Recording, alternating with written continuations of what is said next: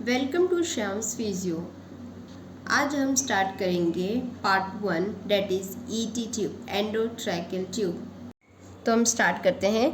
ET tube, ET tube का full form होता है endo means inner, tracheal means trachea. वो ट्यूब जो हमारे ट्रैकिया के अंदर जाती है उसे हम कहते हैं एंडोट्रैकियल ट्यूब। जैसे कि हम जानते हैं एंडोट्रैकियल ट्यूब ये प्रैक्टिकली नॉलेज के लिए बेनिफिशियल है, जो कि हम हॉस्पिटल्स में देखते हैं, एमरजेंसीज़ में, या फिर हमारे ओटीज़ कोई ऑपरेशंस वगैरह होती हैं, या फिर कोई आईसीयूज़, एनआईसीयू, पीडियाट्रिक्स में, हर टाइप में इमरजेंसी में यूज़ होती हैं। इसका मेन एम क्या होता है ईटी ट्यूब का? हमारा एयरवे सिक्योर करना। क्या मेन एम होता है? एयरवे सिक्योर करना। तो हम इसके फर्स्ट पार्ट्स में जानेंगे कि एंडोट्रैकियल ट्यूब के कितने पार्ट्स हैं। फर्स्ट, एंडोट्रैकियल ट्यूब के दो एंड्स होते हैं, एक होता है पेशेंट एंड, एक होता है मशीन एंड। जो पेशेंट एंड है नाम से पता चल रहा है ये पेशेंट के अंदर होगा, और मशीन एंड हमारे मशीन वेंटिलेटर में कनेक्टेड होते हैं। हमारा पेशेंट एंड स्टार्ट होता है एक बेवल्ड टिप। बेवल्ड टिप का मतलब ये होता है कोई भी एक ओपनिंग जो कि स्लैंट है, जो ट्यूब में स्लैंटिंग ओपनिंग प्रिवेंट करती है, वो उसे कहते हैं बेवल्ड ट्यूब। और उसके ही थोड़ा सा ऊपर यहाँ पे होता है मर्फीज आई। ये इधर भी ओपनिंग होती है जब हमारा बेवल ट्यूब में कोई भी म्यूकस इमरजेंसी में कोई भी कफिंग पेशेंट करता है जिससे ये ऑब्स्ट्रक हो जाता है, फिर ये जो मर्फीज आई है हमारा एयरवे सिक्योर करने का या फिर वेंटिलेट करने का काम करती है। ये इसमें बेनिफिट होता है।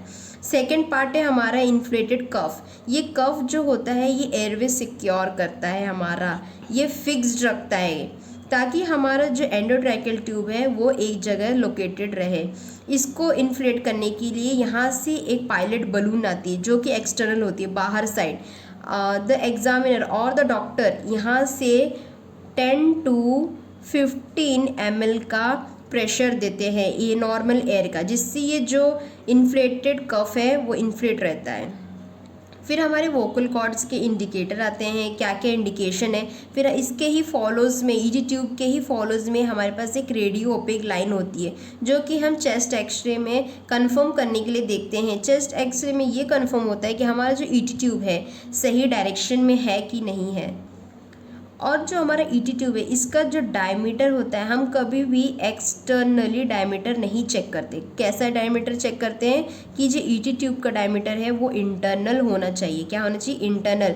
जैसे कि यहाँ पे लिखा है 7.5, ये जनरली एडल्ट फीमेल में यूज़ होता है। इसमें 8.5 में भी आता है जो कि वो मेल्स में यूज़ होता है। ट्यूब की लेंथ और मार्किंग दी गई है। यूजुअली मेल में कितनी मार्किंग होती है? 20 to 25 के बीच में होती है। फीमेल्स में 18 to 20 के बीच में होती है। और फिर लास्ट पार्ट आता है हमारा मशीन एंड।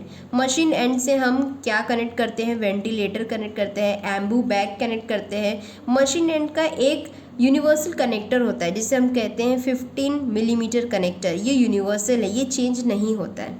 तो हमने अभी तक क्या सीखा एंडोट्रैकियल ट्यूब में कि एंडोट्रैकियल ट्यूब के कितने पार्ट्स होते हैं। मेनली दो एंड्स होते हैं, एक पेशेंट एंड और एक मशीन एंड होता है, और उसके पार्ट्स और हमने मैकेनिज्म पढ़ लिए। नेक्स्ट वीडियो में हम पढ़ेंगे उसके इंट्रोडक्शन, पर्पसेस और फर्दर रिसोर्सेज। Thank you.